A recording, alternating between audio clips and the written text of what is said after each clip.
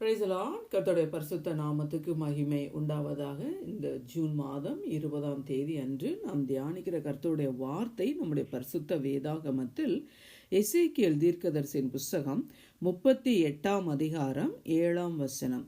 Book of எசேக்கியேல் chapter 38 verse 7.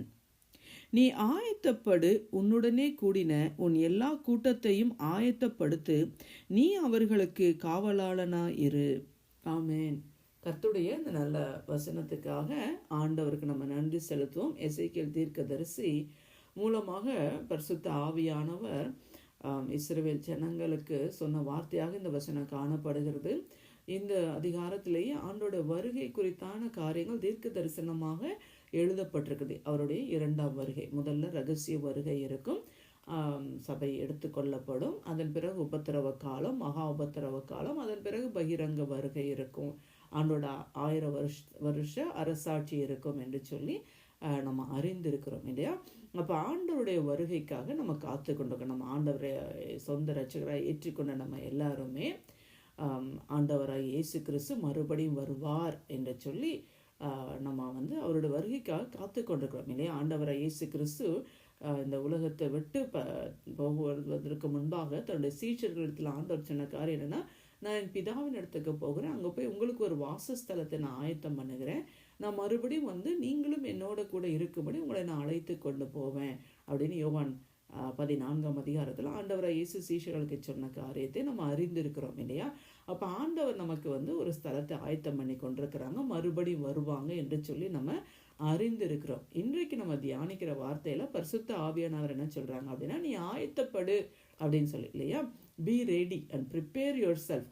என்னன்னா, நம்ம எல்லாத்துக்குமே ஒரு ஆயத்தம் என்று ஒன்று உண்டு இல்லையா. அது போல இப்போ ஒரு கெஸ்ட் வர்றாங்க, இல்லை ஏதோ ஒரு ஸ்பெஷல் மீட்டிங் நடத்துகிறோம் அப்படின்னா எல்லாத்துக்குமே நம்ம ஆயத்தப்படுகிறோம் இல்லையா. அதை போல தான் ஆண்டோட வருகைக்கு நம்ம என்ன பண்ணணும், நம்ம ஆயத்தப்பட வேண்டியது அவசியமாக இருக்குது இல்லையா. வெளிப்படுத்தின விசேஷம் 19ஆம் அதிகாரத்தில் வாசிக்கிறோம், நீங்கள் சந்தோஷப்பட்டு களி கூர்ந்து ஆண்டவரை துதிங்க, ஏன்னா ஆட்டுக்குட்டியானுடைய கல்யாணம் வந்தது, அவருடைய மனைவி தன்னை ஆயத்தம் பண்ணினாள் என்று சொல்லி இல்லையா. நம்ம சபை தான் மணவாட்டி இல்லையா. மணவாளனுடைய வருகைக்கு நம்ம காத்து கொண்டிருக்கணும். எப்படி ஒரு திருமணத்தில் ஒரு மணவாளன், அந்த பிரைட் க்ரூம் வரும் பொழுது அந்த பிரைட் என்னென்னா அப்படியே பியூட்டிஃபுல்லாக தங்களை என்னென்னா அப்படியே ஆயத்தப்படுத்துகிறாங்க, தங்களை டெக்கரேட் பண்ணிக்கிறாங்க இல்லையா. அவ்வளோ ரெடியாகிறாங்க ஒரு திருமண காரியத்துக்கு இல்லையா. அது போல தான் நம்ம மணவாட்டி சபை என்று சொல்லுவாங்கள்ல. அப்போ யார் மணவாட்டி சபை? நம்ம தான் இல்லையா, பிலீவர்ஸ் நம்ம எல்லாரும். அப்போ ஆண்டவருடைய வருகை, அவர் தான் நமக்கு மணவாளன். அதுக்கு நம்ம ஆயத்தப்பட வேண்டியது அவசியமாக இருக்குது இல்லையா. அந்த ரட்சிப்பை குறித்து நமக்கு ஒரு கன்சர்ன், ஒரு கவலை இருக்கணும். அந்த ரட்சிப்பு நிறைவேற நம்ம பிரயாசப்படும். ஏதோ நான் ரட்சிக்கப்பட்டேன் அப்படின்னு நான் காத்துக்கிட்டு இருக்கேன் அப்படின்னு சொல்லிட்டு ஒரு லூக்வாமா அப்படியே ஒரு அனலும் இல்லாமல் குளிரும் இல்லாமல் ஒரு ஆயத்தமும் இல்லாமல் ஏனோ தானோ என்று நம்ம வாழ முடியாது. ஏன்னா ஆண்டவராய் இயேசுடைய வருகை எப்படி இருக்கும்?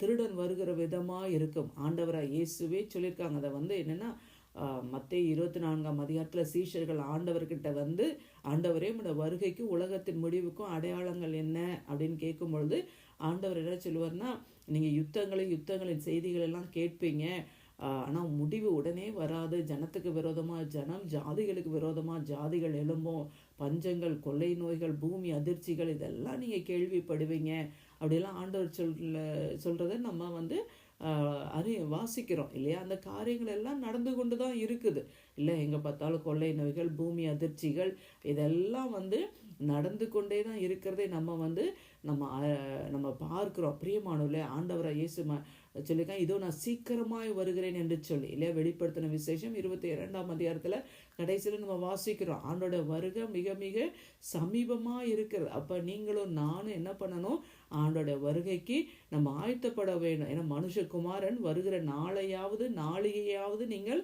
அறியாதிருக்கிறபடினால நீங்கள் விழித்திருங்கள் என்று சொல்லி நம்ம வாசிக்கிறோம் இல்லையா. அப்போ நம்ம விழிப்புள்ளவர்களாக ஆண்டோட வருகைக்கு நம்ம ஆயத்தப்படுகிறவர்களாக இருக்கணும். மத்தேயு 25ஆம் அதிகாரத்தில் அந்த 10 கன்னிகைகளை குறித்து நம்ம வாசிக்கிறோம் இல்லையா? புத்தி உள்ளவங்க 5 பேர், புத்தி இல்லாதவங்க 5 பேர். புத்தி உள்ளவங்க வந்து தங்கள் தீவெட்டிகளோடு எண்ணெயும் வச்சுருந்தாங்க. புத்தி இல்லாதவங்க கிட்ட தீவெட்டிகள் தான் இருந்தது, எண்ணெய் இல்லை. மணவாளன் வர தாமதிச்ச உடனே அவங்க என்ன பண்ணிட்டாங்களாம், நித்திரை மயக்கமடைந்து தூங்கி விட்டார்களாம். அப்படிதான் வசனம் சொல்லுது இல்லையா? அதன் பிறகு மணவாளன் வந்து விட்டார் அப்படின்ன உடனே, சத்தம் கேட்ட உடனே அந்த புத்தியுள்ள ஸ்திரீகள், அந்த எண்ணெய் வைத்திருந்தவங்க, அவங்க வந்து மணவாளனோட அவங்க போயிட்டாங்க இல்லையா? அதுக்கப்புறம் வந்து புத்தி இல்லாதவங்க எண்ணெய் இல்லாதனால அவங்க போக முடியல, கதவு அடைக்கப்பட்டது. பிரியமான, இதெல்லாம் நமக்கு நம்ம வந்து இதெல்லாம் வந்து அறிந்து கொண்டு இல்லையா, ஆண்டோட வருகைக்கு நம்ம ஆயத்தப்பட வேண்டும் என்று சொல்லி தான் அந்த காரியங்கள் எல்லாம் வந்து வேதத்தில் நமக்கு எழுதி கொடுக்கப்பட்டிருக்கிறது இல்லையா? ஆகையினால பிரியமானல, ஆண்டோட வருகை மிக மிக சமீபமாக இருக்குது. நம்ம உலகத்தில் பார்க்குற காரியங்கள் எல்லாம் அதை தான் வந்து காட்டுகிறது இல்லையா? நம்ம வந்து ஆயத்தப்பட வேண்டும் இல்லை? எல்லாத்துக்குமே ஒரு ஆயத்தம் இருக்குது. நம்ம ஏனோ தானோன்னு நம்ம ஒரு வாழ்க்கை வாழ்ந்துட்டு இல்லையா, நம்ம வந்து நான் பரலோகத்துக்கு போயிடுவேன், ஆண்டோட வருகையில் எடுத்துக்கொள்ளப்பட்டுருவேன் அப்படின்னு நம்ம எதிர்பார்க்க முடியாது இல்லையா? நம்ம ஆவியில் அசதியாக இல்லாமல் ஜாக்கிரதையாக இருக்கணும். ஆவியில் நம்ம அனல் உள்ளவர்களாக இருக்கணும் இல்லையா? நம்ம கர்த்தருக்கு ஊழியம் செய்யணும். நம்மளால் முடிந்த ஏதாவது ஒன்று ஆண்டவருக்காக செய்யணும். நம்ம கொடுக்கப்பட்ட இந்த காலத்தை நம்ம பிரயோஜனப்படுத்தி கொள்ள வேண்டும். நம்ம ரட்சிப்பை குறித்து கவலையற்று இருப்போமானால் நம்ம தண்டனைக்கு எப்படி தப்பித்து கொள்வோம் என்று சொல்லி எபிரேயர் 2ஆம் அதிகாரத்தில் 5ஆம் வசனத்தில் வாசிக்கிறோம் இல்லையா? அப்போ அந்த ரட்சிப்பை நம்ம காத்து கொள்ள வேண்டும். ஒவ்வொரு நாளும் அந்த ரட்சிப்பின் சந்தோஷம், ஒவ்வொரு நாளும் வந்து நம்மளையே பரிசோதித்து இல்லையா, நம்மளை வந்து நம்ம ஆயத்தப்படுத்தி கொள்ள வேண்டும். அது மட்டும் இல்லை, ஆண்டோட என்ன சொன்னி, ஆயத்தப்படு, உன்னுடனே கூடின உன் எல்லா கூட்டத்தையும் ஆயத்தப்படுத்து, நீ அவர்களுக்கு காவலாளனா இரு அப்படின்னு. அப்போ என்ன ஆவியானவர் சொல்றாருன்னா, நீ மட்டும் இல்லை, உன் கூட இருக்கிற எல்லாரையும் நீ ஆயத்தப்படுத்து அப்படின்றார் இல்லையா? இப்போ நம்ம ஃபேமிலியில் நம்ம மட்டும்தான் ரட்சிக்கப்பட்டிருக்கோம் அப்படின்னா, நம்ம குடும்பத்தில் இருக்கிற எல்லாரும் ரட்சிக்கப்பட வேண்டும், அவங்களும் நம்ம வருகையில் எடுத்துக்கொள்ளப்பட வேண்டும். அதுக்கு நம்ம பிரயாசப்பட வேண்டும். அதிகமாக நம்ம உபவாசம் பண்ணி அப்படியா அவர்களுடைய ரட்சிப்பிற்காகலாம் நம்ம ஜெபிக்க வேண்டும் இல்லையா? நம்ம சபையில், நம்ம குடும்பத்தில், நம்ம உறவினர்கள், நம்முடைய நண்பர்கள், நம்மளுடைய சபையில் இருக்கவங்க எல்லாரும் எடுத்துக்கொள்ளப்பட வேண்டும் என்று சொல்லி நமக்கு அந்த ஒரு ஆத்ம பாரம் இருக்கணும் இல்லையா? இப்போ நம்ம குடும்பத்தில் நம்ம மட்டும் எடுத்துக்கொள்ளப்பட்டு அப்படி மற்றவங்க கைவிடப்பட்டால் அது எப்படி இருக்கும் இல்லை?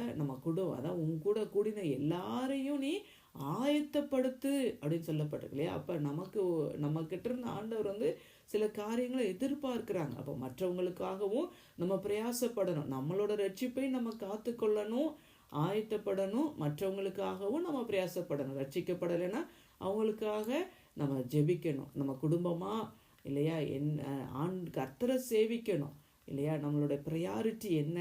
இன்றைக்கி பார்த்திங்கன்னா அப்படியே உலகத்தாரை போல் நம்ம ஜீவிக்க முடியாது, உலகத்துக்கு ஒத்த வேஷம் தரிக்க முடியாது. ஒரு பிரித்தெடுக்கப்பட்ட ஒரு வாழ்க்கை நம்ம வாழ வேண்டும், நம்மளே ஒப்பு கொடுக்க வேண்டும். நீ காவலாளனா இரு அப்படின்னு வசனம் சொல்லு இல்லையா? இப்போ நம்ம குடும்பத்தில் நம்மளே தான் வாட்ச்மேனாக, காவலாளனா கர்த்தர் வந்து வைத்திருக்கிறார். ஒவ்வொரு குடும்பத்தில் ஒவ்வொருத்தர் அப்படி ஆண்டரை வச்சுருப்பாங்க இல்லையா? அந்த குடும்பத்துக்காக பிரயாசப்பட, விழித்திருக்க, ஜெபிக்க ஆண்டவர் நம்மளை வைத்திருப்பாங்க இல்லையா? காயின் வந்து ஆபேலை கொலை செய்த பின்பு கர்த்தர் கேட்பார் காயின்ட்ட, உன் சகோதரன் எங்கே அப்படின்னு கர்த்தர் கேட்குறப்ப காயின் என்ன சொல்வார், நான் வந்து அறியேன், என் சகோதரனுக்கு நான் என்ன காவலாளியோ அப்படின்னு வந்து காயின் கேட்பார் இல்லையா? அது போல் ஆண்டவர் நம்மக்கிட்ட வந்து கேட்பாங்க ஆண்டோட வருகையில் இல்லையா? உன் குடும்பத்தார் எங்கே, உன் சகோதரன் எங்கே, உன் சகோதரி எங்கே அப்படின்னு கேட்குறப்ப நம்ம வந்து நான் என்ன காவலாளியோ அப்படின்னு காயின் மாதிரி நம்ம கேட்க முடியாது இல்லையா? ஆண்டவர் நம்மளை காவலாளியாக வைத்திருக்கிறாங்க, வாட்ச்மேனாக ஆண்டவர் வைத்திருக்கிறாங்க. நம்ம குடும்பத்தில் நம்மளை அப்படி ஒவ்வொரு குடும்பத்துலேயும் ஒவ்வொருத்தரும் ஆண்டவர் அப்படி வைத்திருப்பாங்க. அப்போ நம்ம தான் வந்து நம்ம குடும்பத்துக்காக திறப்பில் நிற்கணும்.